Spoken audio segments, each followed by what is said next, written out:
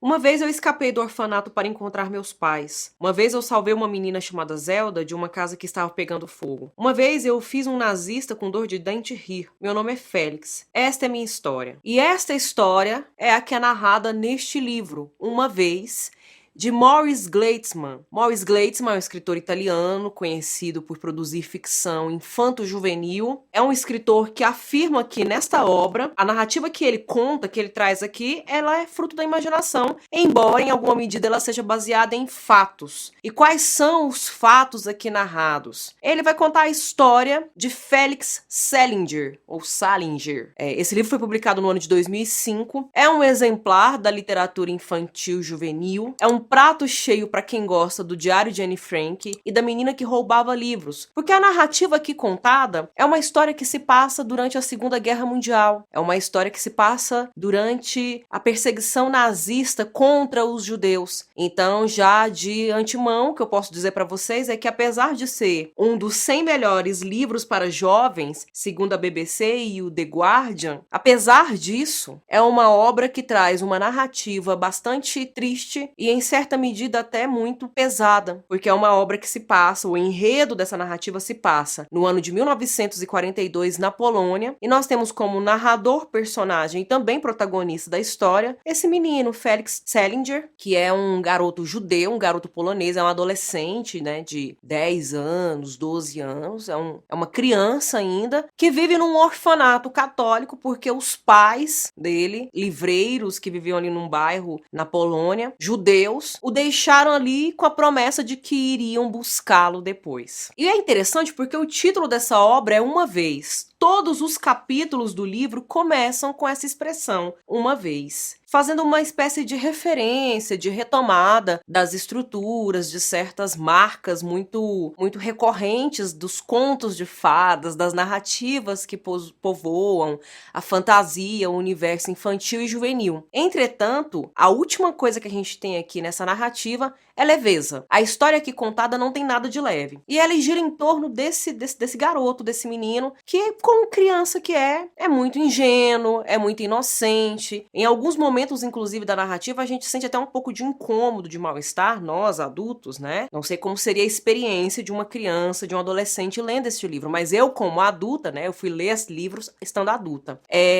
Sinto até um certo incômodo, um certo mal-estar, porque tudo começa, né? Tudo se inicia com ele no orfanato, o Félix no orfanato, vivenciando uma série de violências dentro daquele espaço, né, a coisa do bullying, das hierarquias, de certos preconceitos, e aí ele recebe no prato dele, vem um pedaço muito maior de cenoura, e ele entende isso como um sinal de que os pais dele estão vindo buscá-lo, em 1942, os pais judeus e livreiros. E no dia seguinte, né, desse fatídico encontro, né, dessa surpresa, né, muito inusitada, né, no meio de escassez, de miséria, de fome, de penúria, ele ter disponível uma cenoura inteira no prato dele, numa situação em que muitos comiam a sopa rala e olhe lá, né, quando tinha alguma coisa para comer. Ele entende isso como um sinal, só que no dia seguinte os pais não aparecem e ele testemunha nazistas chegando no orfanato e colocando fogo nos livros que ali estavam. Ele fica preocupado e decide ir atrás dos pais dele,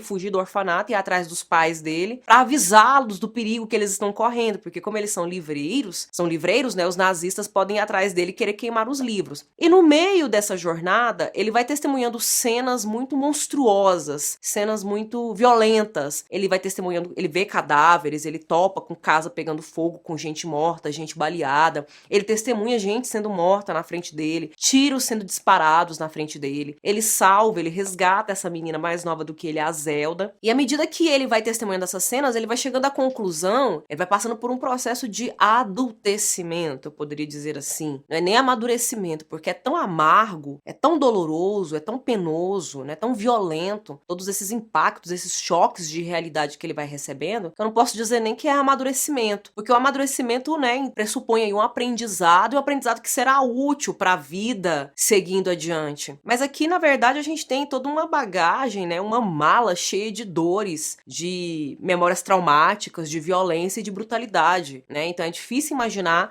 esse personagem adulto na posteridade com todas essas memórias acumuladas na existência dele ainda tão jovem. E à medida que ele vai testemunhando essas cenas, a princípio ele vai buscando justificativas muito ingênuas e muito infantis. Então é nesse sentido que em alguma medida a gente sente algum incômodo. Eu, como leitora adulta, senti até alguma certa irritação em algum momento por conta da tamanha ingenuidade dessa criança. Mas é como eu falei, né? Uma criança.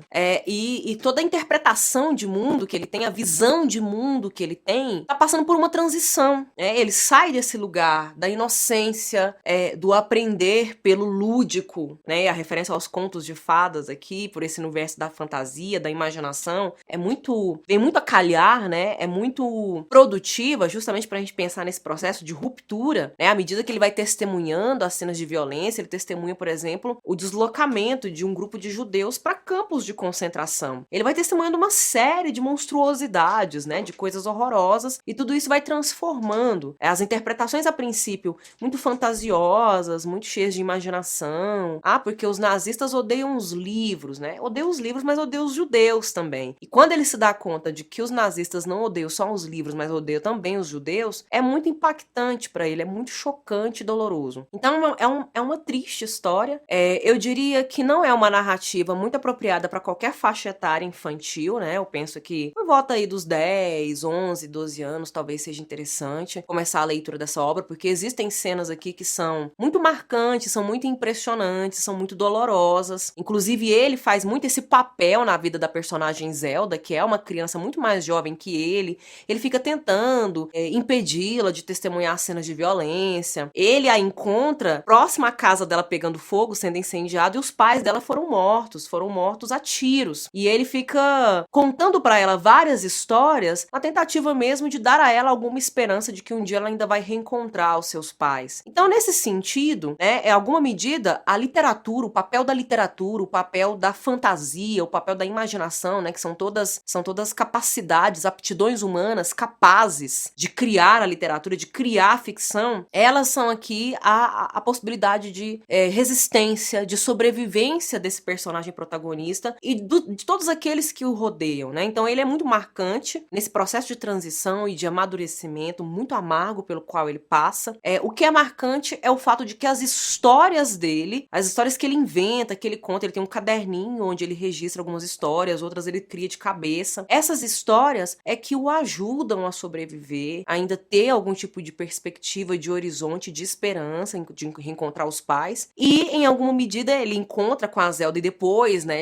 na narrativa ele encontra com outras crianças que também se interessam por ouvir as histórias dele. Ele tem essa capacidade de dar esperança, de dar algum sentido ainda para aquela vida muito precária que todos aqueles personagens estão vivendo. Então, apesar de ser uma obra de ficção, é mais uma dessas narrativas que vem para acrescentar reflexões, elucubrações sobre a importância da literatura nas nossas vidas, a importância da arte, até que ponto a arte pode nos auxiliar na nossa sobrevivência, na nossa resistência, sobretudo em tempos difíceis, em tempos de sobrevivência mesmo, em tempos de precariedade, em tempos de ameaça à vida humana, à existência humana.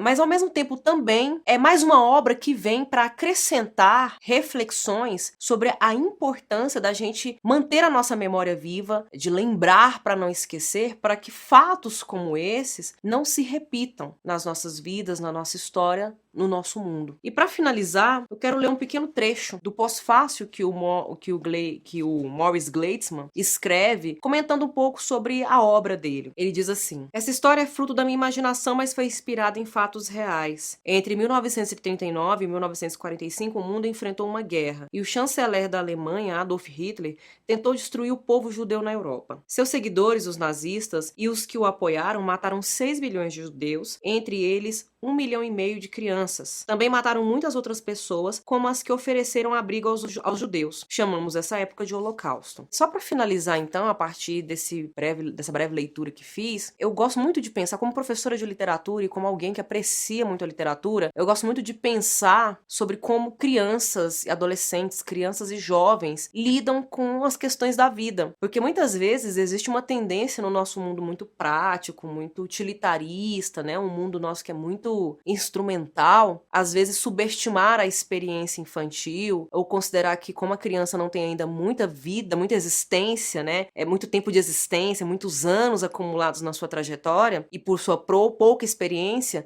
acaba sendo menosprezada a sua visão de mundo, né? A sua experiência, a sua empiria. Eu gosto muito de pensar na literatura que vem para conversar com crianças e adolescentes, para ajudar crianças e adolescentes, inclusive, a lidar com questões muito tenebrosas, muito terríveis, em alguma medida inimagináveis para o universo infantil e juvenil, mas que a literatura muitas vezes dá conta muito bem disso, né? De ficcionalizar e de, em alguma medida, permitir para nós, adultos e adultas, nos colocarmos em lugares de crianças e adolescentes e vivenciar toda a interdição e a inserção que muitas vezes a sociedade coloca diante delas, né? Porque o fato de ter pouca idade e de ter poucos anos acumulados de existência não significa que o sofrimento vai abater menos ou de que as dores vão machucar menos. E a literatura vem para nos ensinar isso. Aliás, no início do vídeo eu até citei 2 obras literárias que também se passam durante a Segunda Guerra Mundial, durante a perseguição nazista, e tem como protagonistas crianças, que são o Diário de Anne Frank e A Menina que Roubava Livros. Essas 2 personagens estão na perspectiva da criança judaica, da criança judia, mas também eu posso até mencionar aqui, fazer uma espécie de ponte, de link com um famoso filme que foi celebrado, mencionado no Oscar aí de 2020, que é o Jojo Rabbit, também tendo como protagonista uma criança, se passando durante a Segunda Guerra Mundial, mas a figura protagonista está do outro lado, está no lado do partido nazista. O Jojo Rabbit é uma criança que gosta dos nazistas e ele se identifica com o nazismo, embora ele ainda não entenda muito bem o que o nazismo faz. Quando acontece, né, tem uma cena muito trágica na vida dele que ele entende de fato o que o nazismo tá fazendo, mas é muito interessante porque ele tem como amigo imaginário Hitler, e em alguma medida, até um certo ponto, ele idealiza essa figura, assim como o Félix aqui também, né, em vários momentos ele vai agradecer ou pedir ajuda para a transcendência, ele cita Deus, a Virgem Maria, o Papa e Adolf Hitler, porque ensinaram para ele que Adolf Hitler é uma figura de liderança que tem que ser enaltecida, até ele descobrir que o Adolf Hitler é o líder do genocídio, é o grande maldito da história, e que não deve ser enaltecido em nada, mas deve ser para sempre desprezado e lembrado pelas atrocidades que cometeu. Então, fica aqui essa ponte de referências intertextuais com literatura e cinema, para que a gente possa ampliar, inclusive, o nosso acervo, as nossas memórias de leitura e de reflexão sobre tempos difíceis que podem voltar se a gente simplesmente esquecer e deixar que eles retornem. Espero que vocês tenham gostado desse vídeo, compartilhem com outras pessoas, sugira inclusive, né, indico essa obra para pais e mães que querem, né, mostrar possíveis outras experiências de vida para as crianças e jovens das suas famílias, sem necessariamente que essas crianças tenham que passar por um sofrimento empírico, né, no seu próprio corpo. Também quero lembrar vocês que nós estamos com a campanha no Apoia-se. Se você ainda não apoia o canal de Docéia, vou deixar o link aqui na descrição para você acessar e apoiar o nosso trabalho para a gente profissionalizar cada vez mais esse trabalho. Também estamos com um curso, com matrículas abertas para o curso de vestibular da FUVEST, análises detalhadas de todas as obras que são leituras obrigatórias desse vestibular tão importante e tão tradicional no Brasil. Também deixo o link aqui para vocês. Eu agradeço a atenção de vocês, eu vou ficando por aqui. Até a próxima.